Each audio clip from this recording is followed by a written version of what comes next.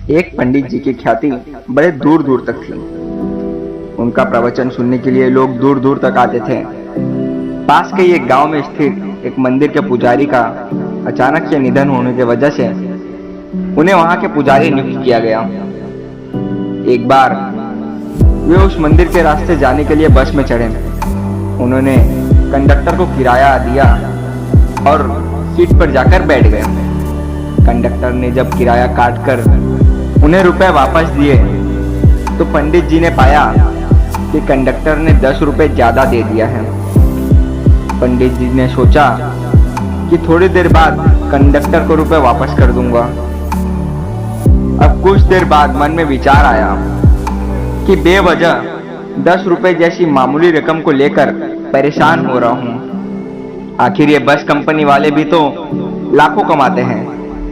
बेहतर है इन रुपए को भगवान की भेंट समझकर अपने पास ही रख लूं और इनका सदुपयोग कर दो आगे जाके। मन में चल रहे विचारों के बीच उनका वो स्थल आ गया जहां उन्हें पुजारी नियुक्त किया था। बस से उतरते ही उनके कदम अचानक से छिटके। उन्होंने जेब में हाथ डाला और 10 का नोट निकालकर कंडक्टर को देते हुए कहा, भाई तुमने मुझे किराया काटने के बाद 10 रुपए ज्यादा दे दिया था। कंडक्टर मुस्कुराते हुए बोला, आप इस गांव के नए पुजारी नियुक्त हुए हैं ना? पंडित जी ने हामी भरने पर कंडक्टर बोला, मेरे मन में कई दिनों से आपके प्रवचन सुनने की इच्छा थी। आपको बस में देखा तो ख्याल आया कि चलो देखते हैं कि मैं अगर ज्यादा पैसे दूं तो आप क्या करते हो। अब मुझे विश्वास हो गया है कि आपके प्रवचन जैसे ही आपके आचरण हैं, जिससे सभी को सीख लेनी चाहिए। ऐसा बोलते हुए कंडक्टर ने गाड़ी को आगे बढ़ा दी।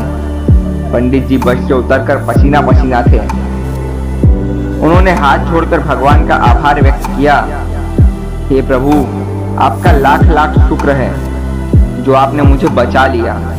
मैंने तो 10 रुपए के लालच में अपनी शिक्षाओं को ही दांव पे लगा दिया था और उनकी ही बोली लगा दी थी, पर आपने सही समय पर मुझे संभालने का और संभलने का अवसर दिया।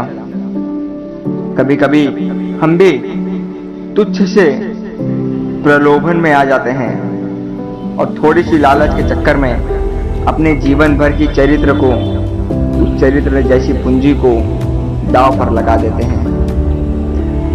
कभी भी कोई भी कदम उठाने से पहले उस कदम उठाने के बाद क्या प्रभाव पड़ सकता है उसे ध्यान में रख लें। कहीं जो कार्य मैं कर रहा हूँ उसे करने के बाद आगे जीवन में मुझे पछताना न पड़े। इन सभी को सोचने के बाद ही कोई कदम उठाए। ऐसी और स्टोरी सुनने के लिए रहस्य बुक को सब्सक्राइब करें।